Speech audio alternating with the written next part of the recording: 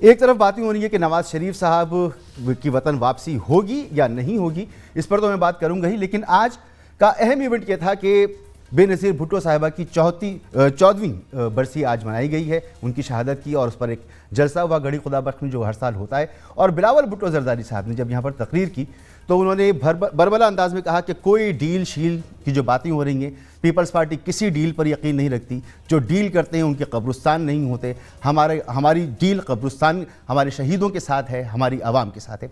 सुने वो कहते क्या हैं। उन्हीं दहशतगर्दों के सामने सदर पाकिस्तान, वजीर आजम पाकिस्तान झुक चुके हैं, डील का भीख मांग रहे हैं। पाकिस्तान की रियासत IMF का गुलामी करता रहेगा अगर पाकिस्तान की मईशत ये नालायक कठपुतली चलाता रहेगा।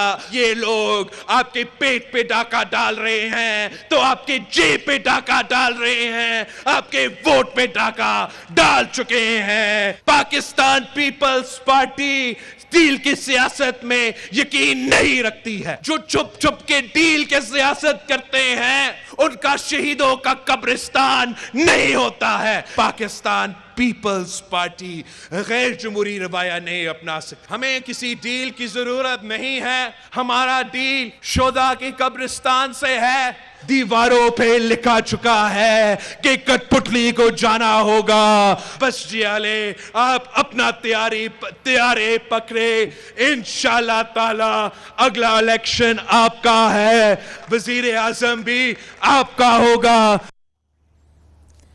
जी, अगला इलेक्शन भी आपका होगा, अगला वजीर आज़म भी आपका होगा, सूबाई हुकूमतें भी आपकी होंगी। बिलावल भुट्टो जरदारी साहब पीपल्स पार्टी मुल्क में ये पूरा पैगाम लेकर जाएंगे। 5 जनवरी से लाहौर में वो कैंप लगाएंगे। तो 14 साल का जो बैगेज है उनका सिंध हुकूमत में रहते हुए, जो उनकी कारकर्दगी है वो भी उसके साथ साथ होगा। तो शायद इतना आसान नहीं होगा, लेकिन बातों की हद तक जोश जज्बे के साथ तकरीर करते हैं, सुनना चाहिए। और देखें जरदारी साहब एक्टिव हुए, वो क्या किरदार अदा करते हैं। साथ साथ बात जो हो रही है इस वक्त सरगर्म है कि नवाज शरीफ साहब की वतन वापसी, उसके हवाले से कुछ दिन पहले अयाज सादिक साहब ने ये कहा था उनसे मुलाकात करने के बाद कि वो मिलकर आए हैं और उनकी मुस्कुराहट से अंदाज़ा लगा दें मामला ठीक होने जा रहे हैं। लेकिन आज राना सनाउल्लाह साहब का ये कहना था कि नवाज शरीफ साहब अगले साल वापस आएंगे, लेकिन वो कोई टाइम फ्रेम नहीं दे सकते।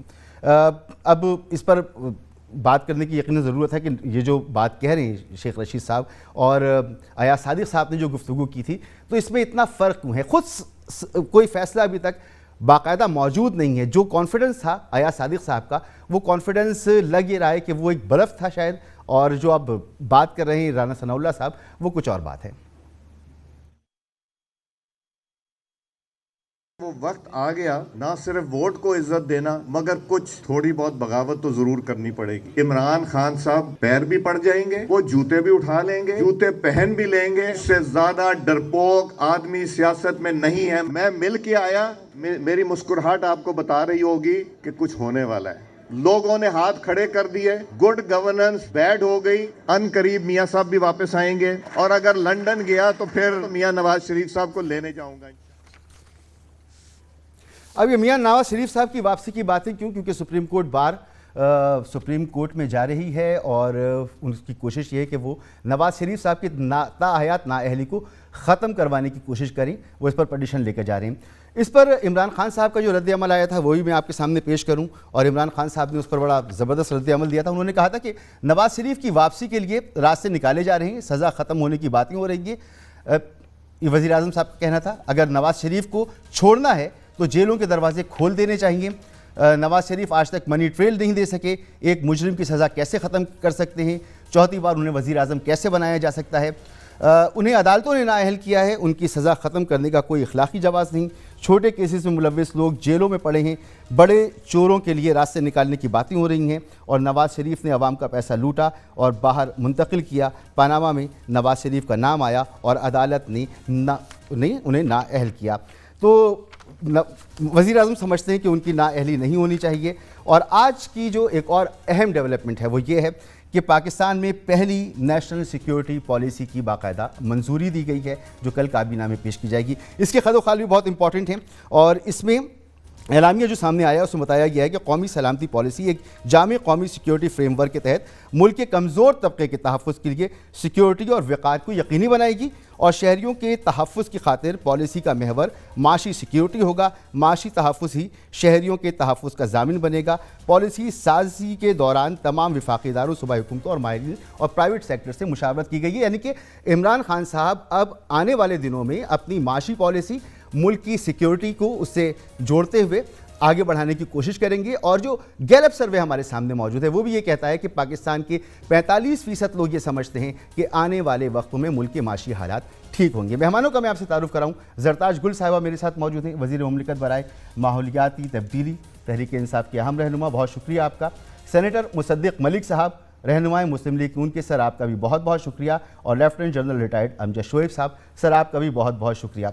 मुसद्दिक मलिक साहब, नवाज शरीफ साहब की वापसी के हवाले से शहबाज शरीफ साहब ने कहा कि जी लंगोटे कस लिए जाएं और तैयारी पकड़ ली जाए, इनको गिरेबान से पकड़ने का वक्त आ गया है।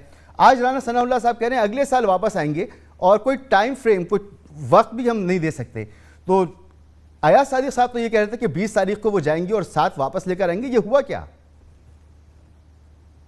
जी मैं नहीं जानता, मेरी तो मुलाकात नहीं हुई मियां नवाज शरीफ साहब से, लेकिन ये बड़ी वाज़ेह सी बात है। अगले साल में दिन कितने रह गए हैं? अगले साल में आज से आप गिनना शुरू करें तो 3 दिन 4 दिन रह गए हैं। इस वजह से अगले साल तो कोई ऐसा मुकदमा नहीं है कि 6-8 महीने के बाद वो आने की बात कर रहे हैं। दूसरी बात यह है कि जैसे ही यहाँ पर इलेक्शंस होंगे तो वो इलेक्शन में क्यों नहीं आएंगे, इलेक्शन में वो ज़रूर तशरीफ़ लाएंगे। मगर अभी इलेक्शंस जो हैं उनका कोई ऐलान नहीं हुआ बाकायदा, जब होगा तो वो क्यों नहीं आएंगे। जी नहीं, वो आपने सुना होगा अयाज सादिक साहब को, उन्होंने बाकायदा कहा कि जी मैं अभी आ गया हूँ, 20 तारीख को जाऊँगा तो लेकर आऊँगा और हो सकता है मेरे जाने से पहले ही वो वापस आ जाएं। तो वो तो इस तरह की बात कर रहे थे आपके अहम सीनियर रहनुमाई। जी 20 तारीख कौन सी उन्होंने कहा? अभी तो वो खुद तशरीफ़ लाए हैं। 20 तारीख यानी जो गुजर गई है उसका जिक्र कर रहे थे। जनवरी तो अगर वो जनवरी 20 को जाएंगे तो हो सकता है लेकर आएँ जी, क्यों हम उनकी बात क्यों टालेंगे? अगर उनको कोई ऐसी खबर है और अगर वो 20 तारीख को जाएं तो वो ज़रूर लेकर आएंगे। लेकिन मेरे सुनने में तो ये आया, जब आपने उनका क्लिप चलाया, उन्होंने कहा कि अगर मैं गया तो मैं खुद लेकर आऊँगा साथ। हाँ, उसके साथ ही साथ उन्होंने ये भी फरमाया था कि हो सकता है उनके जाने से पहले ही वापस आइए। लेकिन राना सनाउल्लाह साहब आज ये कहते हैं कि जी कोई टाइम फ्रेम अभी नहीं तो है, उन्होंने अपने जाने की कोई तारीख अभी उन्होंने जी एक मिनट जी, एक बात तो ये है कि मैंने जो आपने क्लिप चलाया मैंने पूरी गुफ्तगू तो नहीं सुनी। उस क्लिप में मैंने ये नहीं सुना कि उन्होंने ये कहा हो कि मैं फ़लाँ तारीख को जा रहा हूँ और हो सकता है मेरे जाने से पहले वो तशरीफ़ ले आएँ। हो सकता है उन्होंने उस, अगर आप कह रहे हैं तो पूरी गुफ्तगू में कहीं कहा होगा, लेकिन जो भी आपने क्लिप चलाया है उसमें मुझे ये बात वाज़ेह शक्ल में नज़र नहीं आई। मगर दूसरी बात आपकी ठीक है कि अभी कम से कम मुझे तो ये इतला नहीं है कि वो किस तारीख को वापस आ रहे हैं, लेकिन ये बात हम पे बड़ी वाज़ेह है कि कोई भी अगर कोई इलेक्शन कैंपेन चलती है तो वो इंशाल्लाह ज़रूर यहाँ पर होंगे और लीड करेंगे उसे। ठीक, अच्छा, और ये शहबाज शरीफ साहब जो कह रहे हैं कि जी लंगोटें कस लें और अगर हुकूमत से फौरी जान छुड़ानी है तो फिर निकलना होगा घरों से बाहर। मैं सुनाता हूँ, आपने सुना भी होगा, एक याद दहानी के लिए एक बार फिर ज़रा सुने तो ज़रा ये सुने, फिर मैं आपसे सवाल करता हूँ। आपका धर्म तख्ता इंशाल्लाह होने वाला है आपका। बिल्कुल, आपने पाकिस्तान के साथ जो जुल्म किया है अल्लाह ताला इसका हिसाब जरूर लेगा। अब वक्त आ गया है कि इनका गरेबान हो और आपका और हमारा हाथ हो। लंगोटे कसे तैयारी करें और इस महंगाई के तूफान के खिलाफ, इस जालिम हुकूमत के खिलाफ आज उनके खात्मा करने का वक्त आ गया। आप तैयार हैं इसके लिए? बताओ मुझे भाई, आप एक तरफ तो तैयारी की बात कर रहे हैं, दूसरी तरफ नेशनल सिक्योरिटी पॉलिसी की आज मंजूरी हुई है और इसमें जो बताया गया है कि इमरान खान साहब का अब जो मतमा नज़र होगा वो ये होगा कि माशी सूरत हाल कैसे ठीक की जाए, आम आदमी की हालत कैसे बेहतर की जाए। पूरी अस्करी क़यादत, सिविल क़यादत साथ बैठी है और ये फैसले किए। तो इमरान खान साहब तो बड़े पुरअज़्म नज़र आ रहे हैं यहाँ पर। जी मैंने तो आपको, अगर आप इस वक्त कोई कागज़ लेकर बैठ जाएं और मैं आपको दावत देता हूं कि आप जो शख्स 30,000 रुपये कमाता है, आपका कैमरामैन, अगर आप उसका बजट इस कागज़ पे लिख सकें और आप मुझे दिखा सकें कि वो अगर अपने बच्चों को स्कूल भेजे तो क्या माँ बाप की दवा ला सकता है, और अगर माँ बाप की दवा ले आए तो क्या 3 वक्त का खाना अपने बच्चों को खिला सकता है? और अगर 3 वक्त का खाना अपने बच्चों को खिला दे तो क्या अपने बच्चों के स्कूलों की फ़ीस दे सकता है?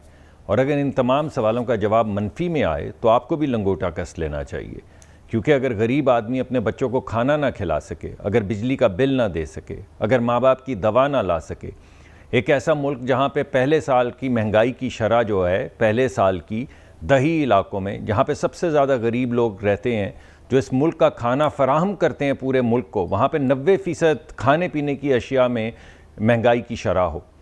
एक ऐसा मुल्क जहाँ पे 20% सेंसिटिव प्राइस इंडेक्स के अंदर हुकूमत की रिपोर्ट के मुताबिक महंगाई 1 साल की हो, यानी 1 साल में सिर्फ दाल, रोटी, आटा, गोश्त, वो चीज़ें जो गरीब आदमी खाता है, गोश्त तो खैर उसे क्या नसीब होगा, उसकी शरह में हर साल 20% इजाफा हो रहा हो, यानी 3 साल में 60% इजाफा हो गया हो, तो आप मुझे बताएं उसकी तनख्वाह 20% भी बढ़ी है, 10% भी बढ़ी है?